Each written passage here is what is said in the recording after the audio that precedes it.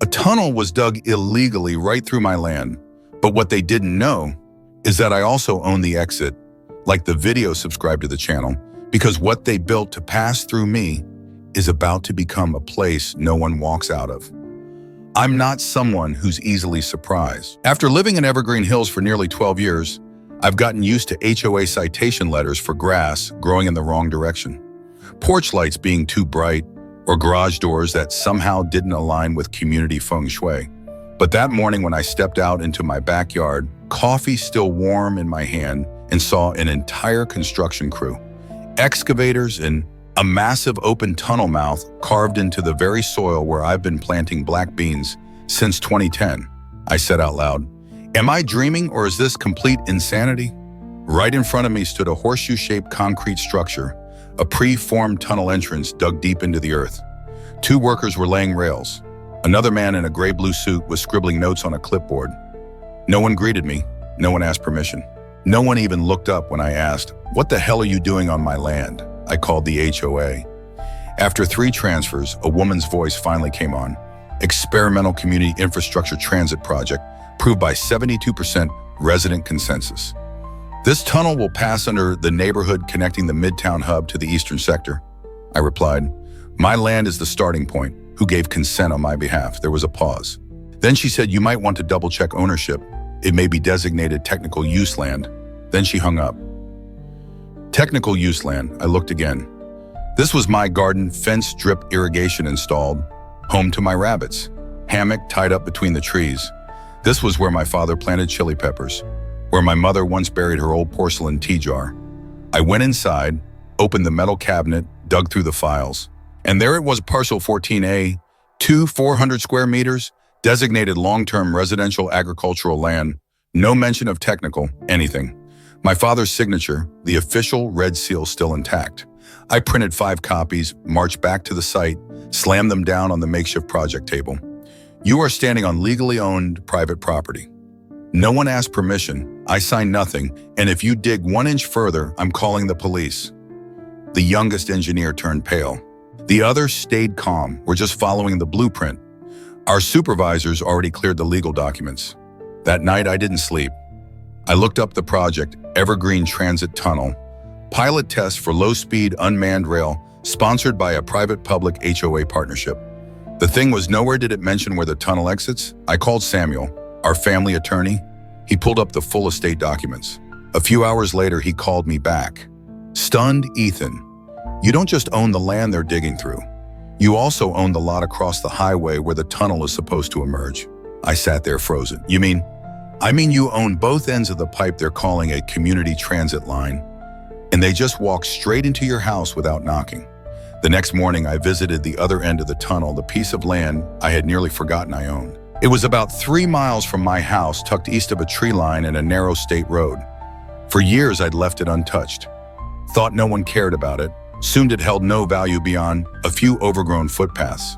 But today was different. I stood at the forest edge looking down at the clearing and saw red-painted stakes already in the ground, some labeled EGT Tunnel Project, Exit Point. No excavator yet, but tire marks were there, a semi-permanent fence half finished. They'd planned this for a while and clearly assumed I'd never notice. I went home immediately and issued a notice of ownership enforcement to the HOA, the construction company Transit Corps, and the City Department of Transportation. In the notice, I wrote any intrusion surveying or land activity on parcels 14A and 15A, both under my legal ownership, will be considered unauthorized occupation and subject to civil litigation under California state property law. I printed 3 copies, sent them via certified mail, and posted a public notice on the neighborhood forum. The HOA responded by the afternoon. An email titled "Invitation to Collaborate for a Connected Future in Evergreen Hills, Karen." Yes, another Karen now, president of the HOA, wrote, "We regret the recent misunderstandings. The EGT Tunnel Project represents a shared vision of progress rooted in sustainable community growth. If Mr. Ethan is open to it, we'd like to discuss a partnership regarding tunnel exit access with fair financial terms for both sides." Partnership? They broke ground on my property and only sent an invitation after being caught. I didn't reply to the email. Instead, I sent one sentence through Samuel. My attorney, no negotiations will begin until all personnel and construction activities are withdrawn from both entry and exit sites. Meanwhile, Lana, the investigative journalist I once worked with during the Kept Path incident, had clearly been watching closely, because 2 days later, her urban policy blog posted a new headline, "Tunnel with no exit." When an HOA digs deeper than the trust it's built on, the article laid it out plainly. No official resident vote had been held on the EGT tunnel. The project had been approved under a vague clause titled Phase 1 Internal Technical Connectivity Pilot, bypassing the need for community board consent. The construction site did not match the city's last updated zoning maps. Most critically, the tunnel cannot function without an exit, and that exit sits squarely on private land. The article was shared over 30,000 times in 48 hours. Public backlash exploded. People began asking, why had the HOA kept this so quiet? Why wasn't the tunnel exit ever disclosed? And if the claims are true, who actually benefits from the EGT line? Karen emailed me again. Shorter this time. We propose a private meeting to resolve the matter. Please, no press. I didn't reply. Instead, I went to the tunnel's construction site and put up a large wooden sign in bold red letters. "You are trespassing on private property. Stop now or see you in court." And beneath it, handwritten, "If you want out of the tunnel, try knocking first." I used to think the HOA was my biggest problem, but I've come to realize what's more dangerous than a homeowners association is the people behind it, anonymous, legally protected, and very good with a pen. After Lana's article went viral, an anonymous email landed in my inbox. Sender understation at Proton Mail. It contained only one line. The real project files are stored in the DOT archives. File number 76FX209 pulled from public access last month, but a printed copy exists. Attached, a blurry photo of a document. Top of the page, barely legible. Phase 1 development plan. Evergreen private connectivity. Line operation rights transferred. I zoomed in until the text almost vanished in pixels. And then I saw it under Pilot Operations License Recipient Transit Core Development Inc. Project Oversight, Jason P. Wexley. I frowned. That name, very familiar. I dug into my old dispute files from back when the HOA tried to seize my backyard as a shared recreational corridor. In one of the CC'd emails, Strategic Consultant, Jason Wexley, Office of City Infrastructure Planning. No way that's a coincidence. I dug deeper on LinkedIn.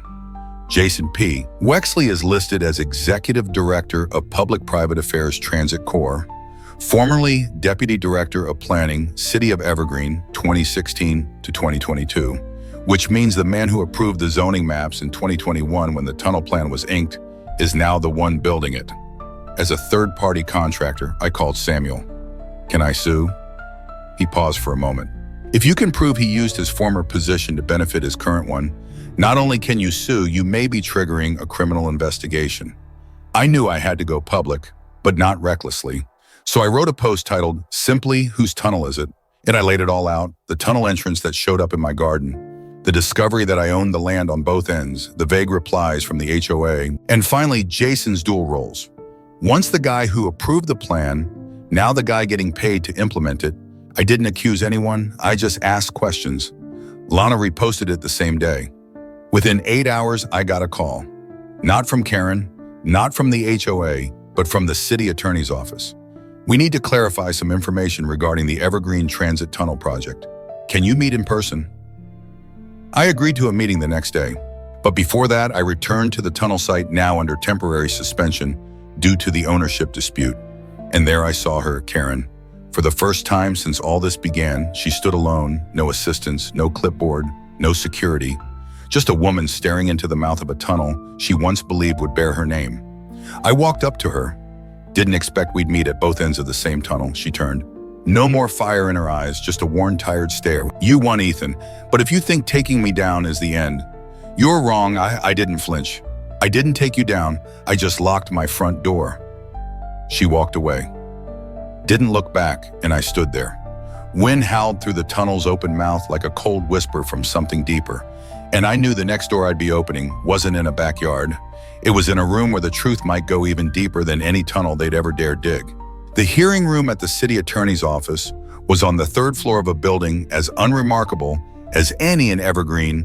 Old narrow halls, air conditioning.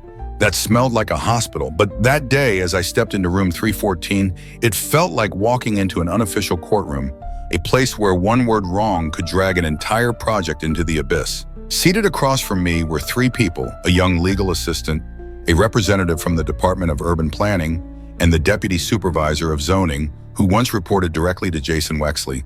I placed a folder of documents on the table. No fluff, no preamble. I'm not here to complain, I'm here to confirm.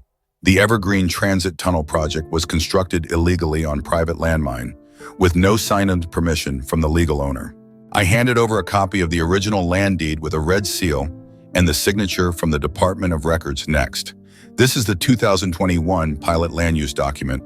The signature approving it, Jason P. Wexley, while he was still Deputy Director of the Planning Department.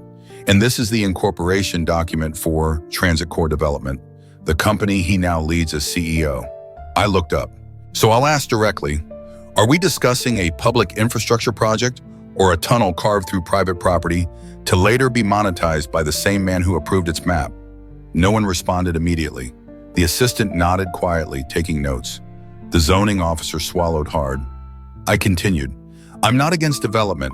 I'm against people drawing a straight line through my backyard and calling it for the public good. This tunnel has no exit unless I say so.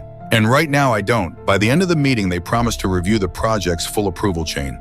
I didn't need a review. I could see it in their faces. They already knew.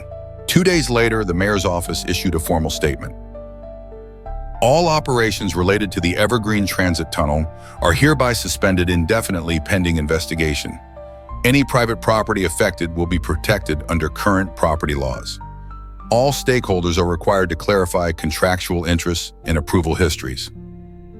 Evergreen Hills was in an uproar. Half the neighborhood celebrated. The other half looked confused, the HOA silent. Transit Corps took down the entire project website. Karen vanished from all future meetings. Jason no longer listed in any city-facing documents. But I knew, this wasn't over. That night I got an anonymous call. The voice was male, low calm, not shaky but deliberate, like he wanted to be heard clearly. You won round one, Ethan, but you'd better be careful. Some people don't like being stopped. I started to reply, but the line went dead. No threats, no shouting. Just a cold message. This project was bigger than I'd imagined. I turned off the lights, sat in my study and stared at the map of my land. Both tunnel ends were now sealed, but the intentions of those who'd drawn those maps were still connected, still tunneling beneath. And I realized the next chapter wasn't about keeping land anymore. It was about keeping trust, keeping the community intact, and making sure this story never gets buried beneath cement and a confidential development clause. After the city suspended the tunnel project, I thought we'd get a few days of peace, but the calm lasted exactly 36 hours. The next evening, a neighbor named Mark, 3 houses down, messaged me on Signal. Ethan, they just held a closed meeting at Karen's house. No emails, no announcement. A few former HOA board members showed up, and there was a Transit Corps vehicle parked outside. The very next day, a flyer started appearing on doorsteps across Evergreen Hills. The Evergreen Tunnel is the future. Don't let one individual hold back the progress of our entire community. No signature, no contact info, but the font, exactly the one the HOA uses, and the blurred logo in the bottom corner, an older version of Transit Corps' emblem. I saw it coming, just not this fast. I went to see Gerald, an older resident who was once fined by the HOA for raising chickens in his backyard. He knew the neighborhood inside out. He'd also led a local revolt against a past subdivision project. I asked, if I organize an open gathering call on all residents who've ever been silenced or pushed aside by the HOA, how many do you think would show up? He smiled. If you'd asked a month ago, maybe 10. But after that tunnel stunt, I'd say 50, maybe more. We picked a date, not in the HOA's rec room, not in their sterile, fluorescent-lit meeting space. We chose the grassy clearing behind the kept pathland once deemed not suitable for public use by the HOA, and now a legal symbol of resistance. I titled the event, Tunnel Entrances and Exit Rights, Reclaiming the Rules of Our Neighborhood. That afternoon, 73 people showed up. Some brought snacks. One family came even though they'd once supported the tunnel. It didn't matter. I wasn't there to divide, I stood in the center. placed my hand on a map marking both tunnel ends, and asked, how many of you here were never asked before they changed? The rules changed, the maps changed the way we live inside our own homes. Almost every hand went up, I continued. I don't need them to apologize to me, but I need all of us to unite so that this time the voice of the residents becomes a legal boundary, not just a non-binding suggestion.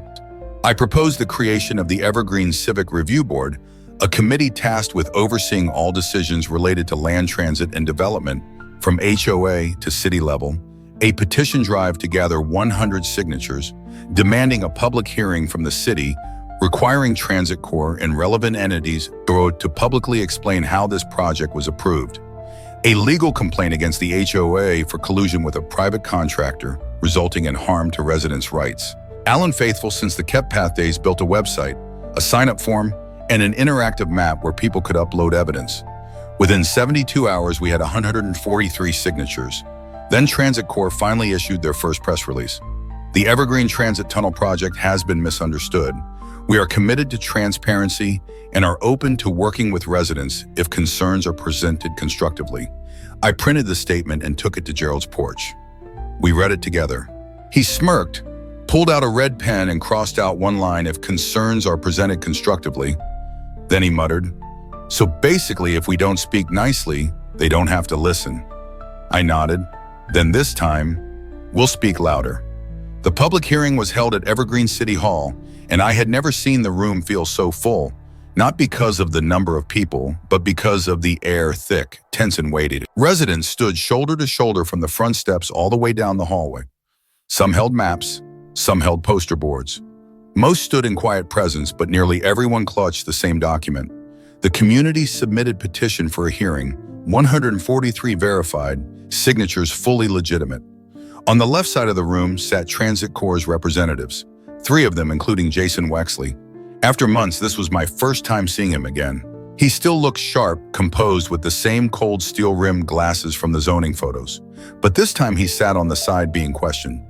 Karen, unsurprisingly, was absent. Representing the residents was attorney Linda Fook, known for winning a landmark case against another HOA in Orange County.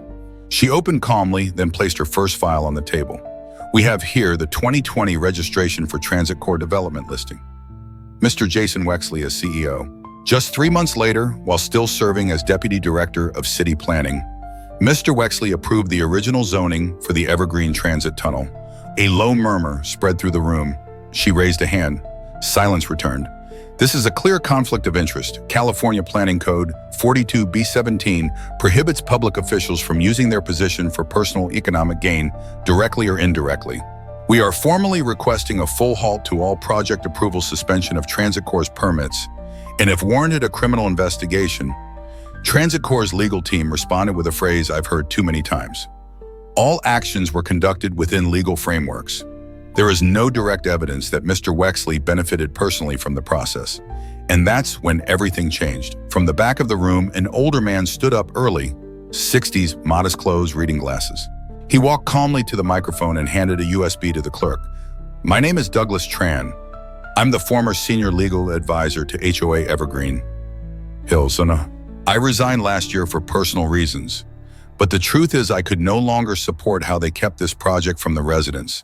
The screen flickered on. A single email appeared from Karen Howard to Jason Wexley. Subject EGT Tunnel, legal shortcut draft.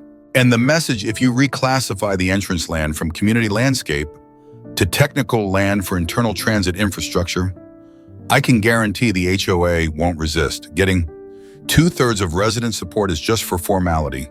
Leave that to me. Make sure Transit Corps paperwork doesn't surface until the East End's concrete is poured. The room fell silent, then one voice in the back. Gotcha. I didn't smile. I didn't gloat. I just felt relief. Because from that moment forward, no one could call this a misunderstanding. The council paused the session for 20 minutes to verify the evidence. When they returned, the city representative read the decision. Effective immediately, all operations related to the Evergreen Transit Tunnel are frozen, including land use rights, construction contracts, and public funding. The evidence of procedural manipulation is being forwarded to federal investigators. A wave of applause followed, not explosive, but steady and firm. I turned to Alan. He placed his hand firmly on my shoulder and whispered, "They just lost their way out, using the very tunnel they thought could pass through everyone else." After the hearing, the halted tunnel site instantly became a haunting void. No signs, no guards, no explanation, just a gaping concrete mouth the size of a city bus cutting across what used to be my garden like a wound no one had tried to stitch shut. A reminder that at one point someone intended to carve through my life as if I didn't exist. I couldn't sleep for 2 nights, not from anger but from something stranger. Emptiness. It felt like finishing a battle you'd won only to have no idea what to do with the victory. I sat on the wooden steps beside Alan, looking at the tunnel's opening under the pale yellow light. The shadows inside were pitch black, bottomless. "Are we just going to leave it like this?" Alan asked. I sighed. "We can't just fill it in. It's not that simple. And if we leave it as is, it becomes a monument to failure." Alan stood up, eyes lighting up. "Then why not make it a monument to resistance to memory, to a community that refused to be built over without being asked?" That sentence sparked the fire. 3 days later, I wrote a full proposal and sent it to every resident in Evergreen Hills, along with a sketched concept. Proposal to repurpose the EGT tunnel, structure from transport infrastructure to community cultural space.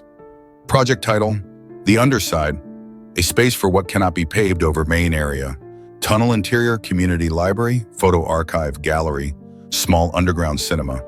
Entrance, original concrete preserved with a spiral staircase. Solar lighting and a bronze plaque engraved with the words, "The place they thought would bury our voices." Hallway display of original zoning maps, protest letters, photos of residents resisting a living memory museum built beneath the surface. Exit, the east side tunnel opening also on my property would open to the public on weekends, free of charge. The public forum to gather input was held in the same park that once had no gathering signs posted by the HOA. 145 residents came. I presented the vision. Alan projected a 3D model Lana filmed, then a hand rose, and it wasn't one of my longtime supporters. It was Mr. Wallace, the same man who once called me stubborn in a public HOA meeting. He spoke with a steady voice. I used to oppose Ethan because I thought he just wanted to hold on to land. But today, I realize he's building something. Even the HOA never dared to memory.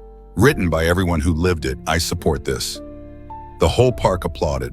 We launched a community fund that night named The Underside, with the goal of raising $150,000 to turn that unfinished tunnel into something no one could ever again call a failure. Transit Corps said nothing. The HOA had no one left to speak. Only a plain envelope arrived at my door. No name, no return address. Inside was a black and white photo, the tunnel mid-construction. On the back, scribbled handwriting. "I meant to use this place to pass through you. I didn't expect it to be the place you made me stop. K." I folded the photo and said nothing. Just looked at the tunnel and knew sometimes to truly reach into someone's heart, it takes more than a blueprint. The Underside project began with every ounce of hope we had. But like everything else in Evergreen Hills, it wasn't going to be easy. In the first week, we raised $27,000, mostly from residents and a few anonymous donors. Enough to hire structural engineers to assess the tunnel interior, draft proper safety plans, and begin foundation work. But by the third week, the donations had nearly stopped. People began to ask, is it worth it? For an old tunnel, wouldn't that money be better spent fixing our streetlights? What if no one even comes down there after all this? I understood. No one was to blame. When you've spent your life living beneath someone else's blueprints, trying to draw your own feels disorienting. Alan stayed up all night, building a full 3D walkthrough, sending it out to every inbox in the neighborhood. Mina, the same girl who once drew the flame, went door to door gathering opinions. Lana shot a short documentary and posted it on the local civic site. But all that work only brought the total up to $46,000, enough to dream, not enough to build. One Wednesday afternoon, as I was drafting a letter to apply for a state-level cultural grant, the doorbell rang, and the person standing there left me frozen. Karen. No bodyguard, no clipboard, no moralizing smile, just a woman in a light coat holding an envelope. Not going to invite me in, she asked with the faintest trace of a smile. I didn't answer. Just opened the gate. She sat down on the old wooden bench, the one where my father used to sip tea, and looked around the garden, now stripped of the iron fence, just a simple path leading toward a tunnel that never got finished. She placed the envelope on the table. I had shares in Transit Corps. I've sold them all. It's not much, at least not to me, but maybe it's enough to pour the concrete at the entrance. I stared at her, completely stunned. What are you trying to do? Karen met my gaze. Her eyes no longer held power, just something close to weariness. I used to think I could run this place with laws, with diagrams, with rules. You use memory. Community, something I never learned how to control. And apparently, it works better. I stayed silent. She stood up. Don't thank me, and don't forgive me. I don't need that. Just, if someone walks through that tunnel someday, I prefer they didn't remember my name. Then she left. I opened the envelope. Inside a check, $54,000, signed Karen L. Howard. No donation label. No in exchange for anything. I called Alan. We finished the entrance, built the stairs, added ventilation, installed solar-powered LED lights. The next month, the underside opened for the first group of residents to walk down. Above the arch of concrete etched into the surface were the words, "They tried to build a way through our memory." We turned it into a place where memories pass through everyone.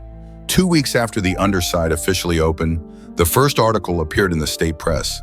The headline was simple: From Silent Concrete to Living Memory, Evergreen Hills and the Underground, Rebuilding of a Community.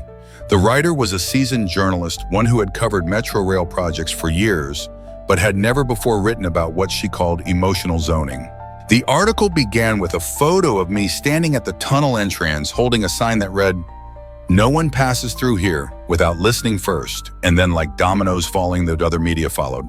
An architecture magazine called it a humanizing pivot in modern planning. An environmental journal praised the underside as a model of non-commercial urban rebirth. A cultural organization sent an open letter. "We want to work with you to bring the underside model to cities across the country as places where other communities can remember what they almost lost." I was surprised. At first, I was only thinking about a half-finished tunnel. I never expected it to become a symbol. Then my phone rang. It was a call from the governor's office. "The governor would like to invite you, Ethan, to speak at the Open Cities Urban Forum. This year's theme, Can Memory Be Mapped?" I paused. "I'm sorry, why me?" The assistant on the other end laughed gently.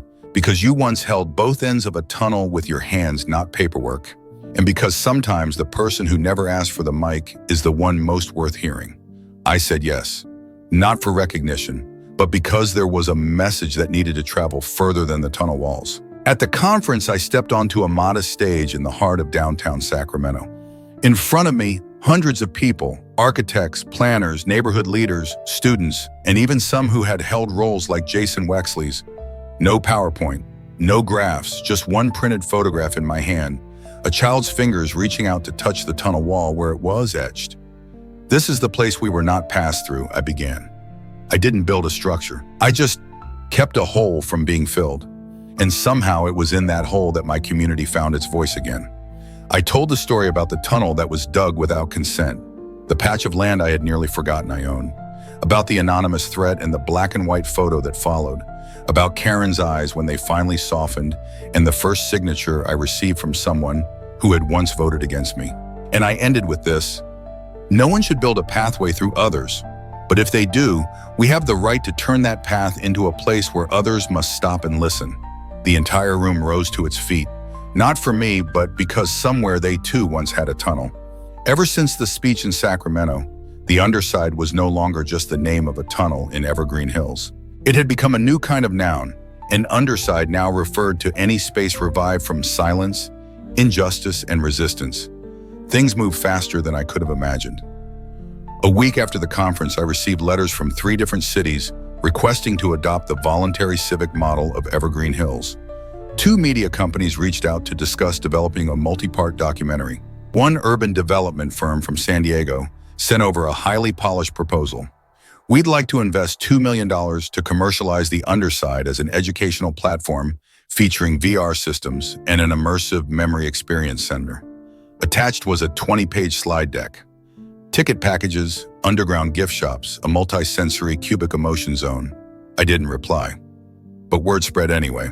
One afternoon, as I walked past the tunnel entrance, I saw a group of out-of-state tourists standing in line, not out of curiosity, but holding printed underside access passes sold online for $15 by some startup.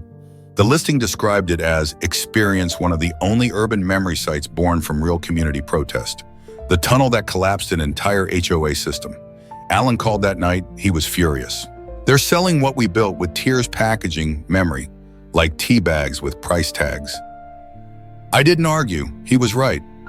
Later that evening, Lena came over.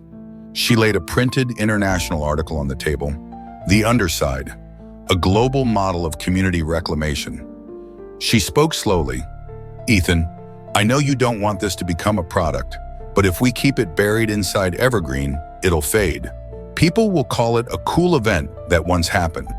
But if you expand it the right way, it could become a blueprint. I looked at the neighborhood map. I remembered the early days, the warning notices, the HOA finds the fences. I remembered standing at the mouth of that tunnel, dug without permission. Without even being asked, I whispered, but if I open this door, what's to stop people from walking through me all over again? Lana answered, it's different this time, because this time you're holding the blueprint. I didn't answer right away. That night, I sent out an email summoning an emergency town hall open to every resident of Evergreen Hills. Subject line, to keep or to build. Message body, presentation of current expansion proposals for the underside as a shared model. A warning on the risks of commercialization. A proposal to establish a community identity oversight council with veto power over any plans that would shift the underside from its nonprofit foundation. The meeting was scheduled for Friday evening, and I knew this time I wouldn't be the quiet one guarding a forgotten tunnel. This time I'd be placing the blueprint on the table and asking them all, do we keep this path where it is or let it go somewhere new? The Friday night community meeting was unlike any gathering I'd ever been part of. There were no long tables with tablecloths, no podiums, no moderators. We arranged wooden chairs in a wide circle around the tunnel mouth, right where the concrete wound of our neighborhood had once split the ground. Now it was the entrance to a memory I was the first to speak. We once preserved this tunnel through unity, but now with outsiders knocking on the door, the question is no longer whether to keep it, but how. I laid out 3 options. Keep the underside exactly as it is. No expansion, no commercial activity. Partner with other communities using a people's underside model, nonprofit donation. Supported, no tickets sold. Allow controlled commercial partnerships using revenue to reinvest in local education and community planning. I didn't say which I preferred. I asked them. Gerald, once a victim of the old HOA, stood up. His voice deliberate. I'm an old man, but I know this. If you grip the flame too tightly, it dies. But if you open the fire too wide, it spreads it uncontrolled. I vote for option 2. Share it, but don't sell it. A young mother raised her hand. I have 2 kids. I want them to grow up knowing that a place once buried can become the brightest place we have. But I'm scared. If there's ever a ticket price one day, someone without enough will be left outside. Alan stood next. We didn't build this to sell tickets. We built it so everyone could belong. I propose this: every future underside must include a free by default zone. No charge for entry. No questions asked. If you want to contribute, you can voluntarily. The entire circle clapped, quiet but resolute. Then Mina stood up, the girl who once drew a flame in her palm. Now a first-year sociology student. Her voice trembled slightly, but her eyes did not. I don't know every law, but I know this: when my grandfather passed away, I wanted a place to tell his story, but I didn't know where to go. The underside was the first place I saw where someone wanted to listen.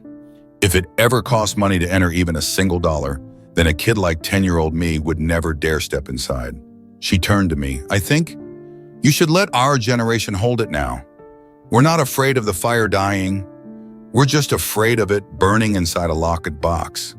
I didn't say anything. Then I nodded and spoke slowly. I was the one who put up the first fence around that tunnel. But tonight, I'm the one unlocking the last latch. If you want to carry it forward, step forward, I'll step back. Mina stepped forward, Alan followed. Then others, young residents, quiet at first, rose together, not loudly, not by signal, just at the same time walking toward the center of the circle. Lana filmed the scene on her old handheld camera. No close-ups, no dramatic zooms. Just this, a new generation, raising their hands, ready to keep the fire. I didn't return to the underside for 3 weeks after that meeting, not because of regret or resentment, but because I knew clearly my role was done. I had once raised fences, once held up legal papers in protest, once stood eye to eye with the man drilling a tunnel through the garden my father left behind. But now that path was being held not by someone with a hammer, but by people who no longer needed one to do the right thing. They didn't need me to point the way. And that more than anything told me I had done my part. On a Saturday evening, Mina sent me a short message. Uncle Ethan, we're holding our first story night inside the underside. No exhibition, no media, just a night to listen. We're not inviting speakers, but we'd like you to sit in the front row. I went. There was no one waiting to greet me, no stage, no name tag. I walked down into the tunnel. Once an open wound on our neighborhood, now a quiet space below the surface warmed by soft yellow lights and smooth concrete walls. Chairs were arranged in a wide arc around a small red brick platform. One by one, people stepped forward. No long introductions, an elderly man spoke about the day his wife died and how he was denied permission to hang a white mourning flag. A teenager shared the moment he was fined for flying his ancestral flag on his balcony. A trans woman told of the HOA meeting that nearly made her move out. No one spoke for more than 5 minutes, but every voice felt like a stone, warm, aching, and real. Placed gently into your open hand. Then Mina invited everyone to take a tea break. She walked over, handed me a small cup of warm ginger tea, softly fragrant. Made with your grandfather's recipe, she said with a bit of honey. Like you once told us? I couldn't hide my emotions. She bowed slightly.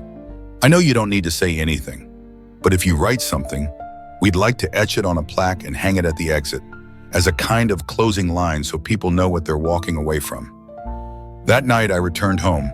Under warm yellow light, I took out my fountain pen and wrote slowly by hand. I didn't read it over. I just wrote what had stayed with me throughout this entire journey. I once held both ends of a tunnel. I once stood at its gates. I once buried maps beneath dirt and stood alone with fences and hammers.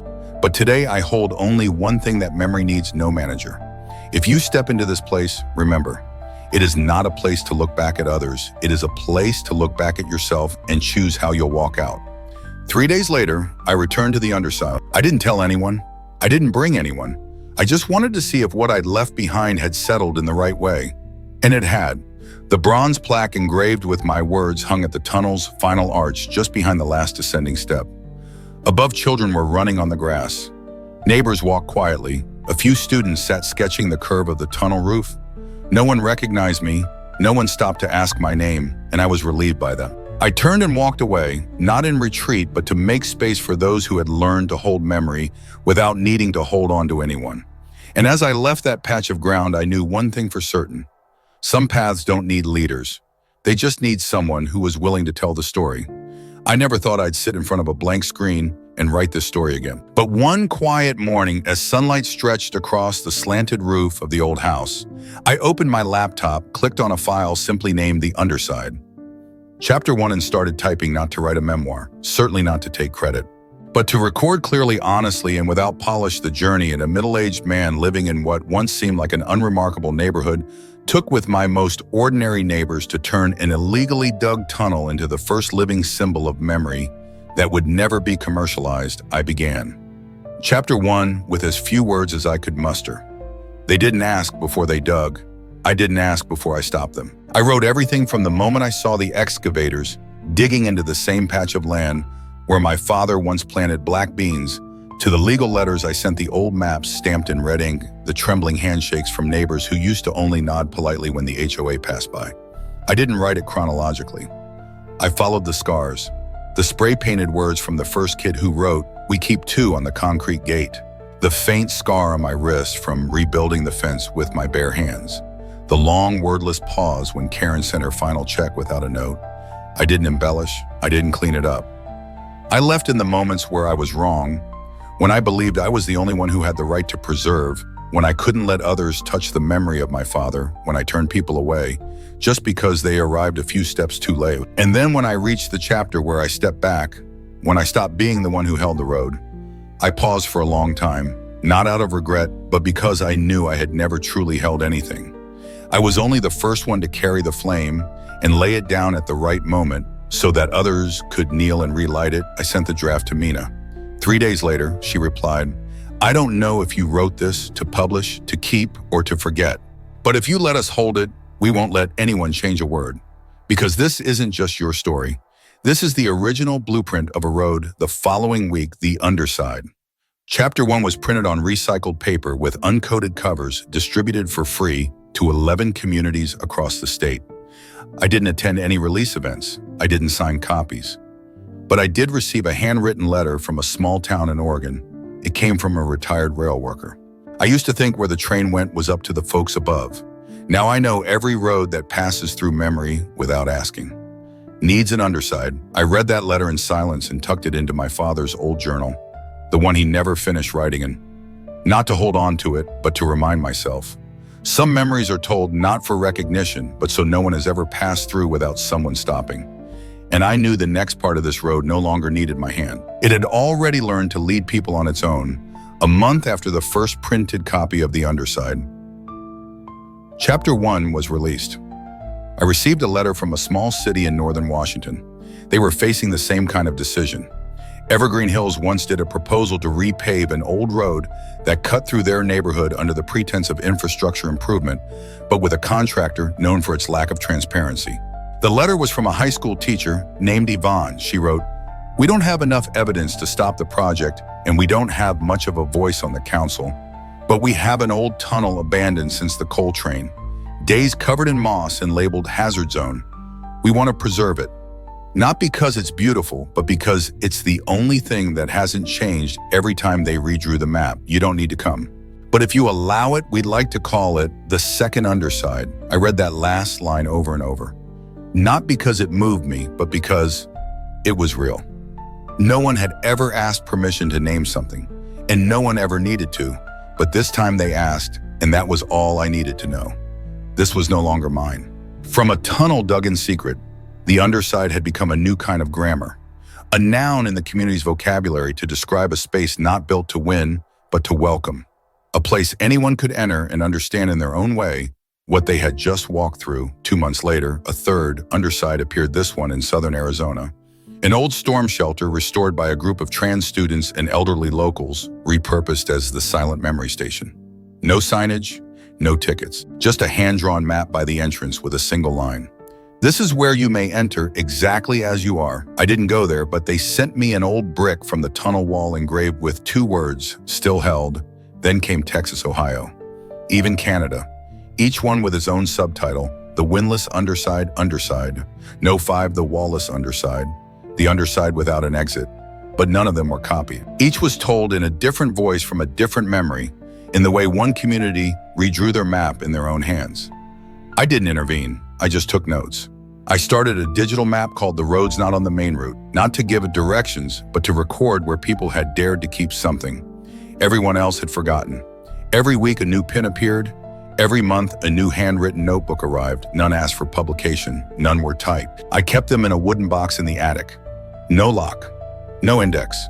If a guest asked, I'd open it, but I never offered it first, because if someone asked the right question, "What is this?" I'd answer. It's something I could never hold alone, but something no one could ever take from me. And if they stayed quiet long enough, I'd invite them into the tunnel, not to tour it, but to stay for a while.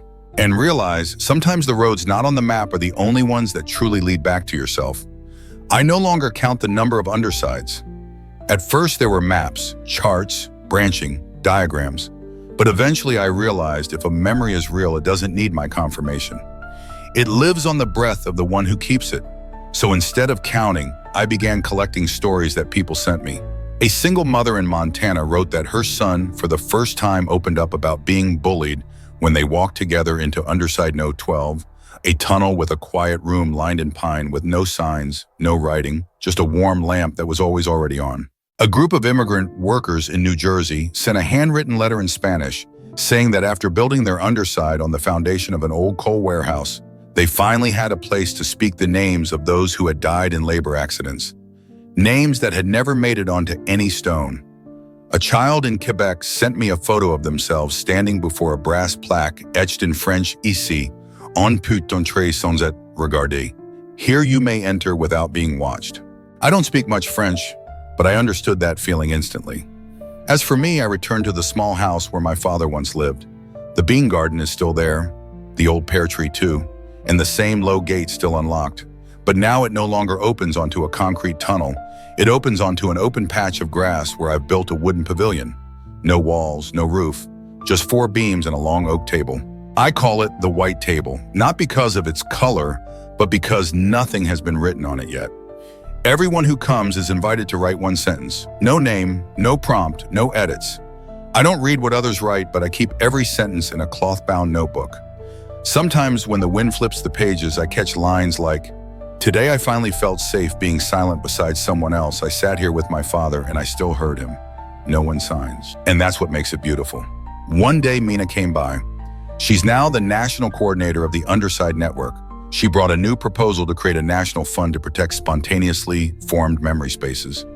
I listened, nodded, and said one thing: "Don't use my photo." She smiled. "I wasn't planning to. I'm using that old map you once drew in pencil.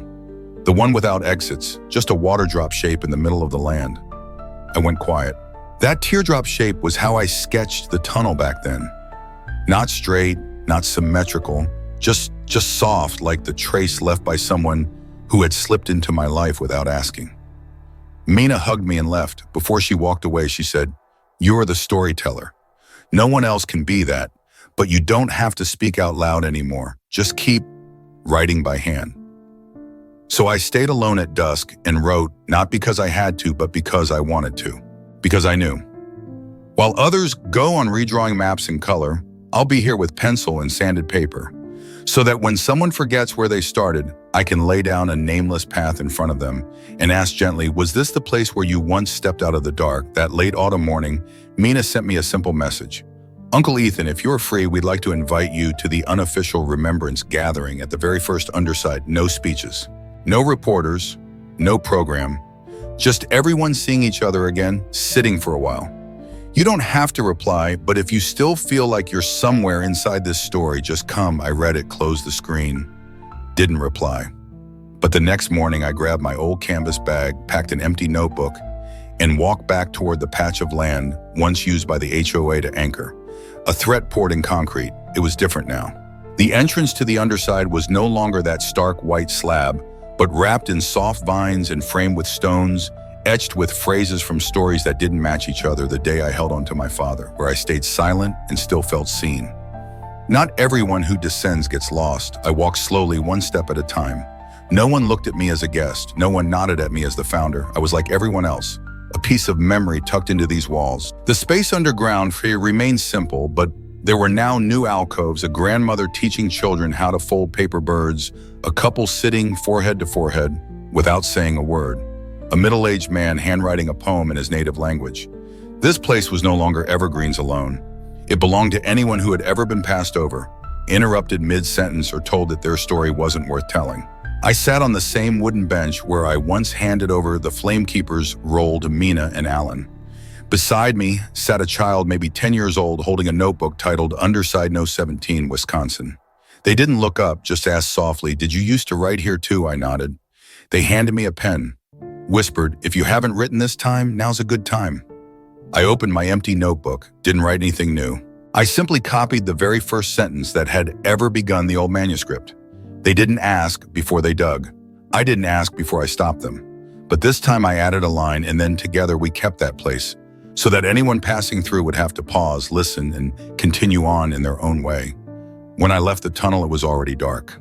But outside candles lined the exit, not all lit at once, but one at a time by each person before they quietly walked away. No cameras, no drums, just soft light and a very real feeling that someone had just been heard. Not to be answered, but to be seen again. I didn't look back. I walked slowly home, set my notebook on the table, turned off the lights. And for the first time since this all began, I slept a full night with no dreams of tunnels, no fences, no arguments. Only one feeling remained in my chest. I no longer needed to hold anything, because everything that needed to be held was already being held by others, everywhere. Thank you for following the entire story. If something in it resonated with you, please like the video, share it with someone who might need to hear it, and subscribe to the channel so you won't miss the journey still to come. Thank you for staying with us until the end.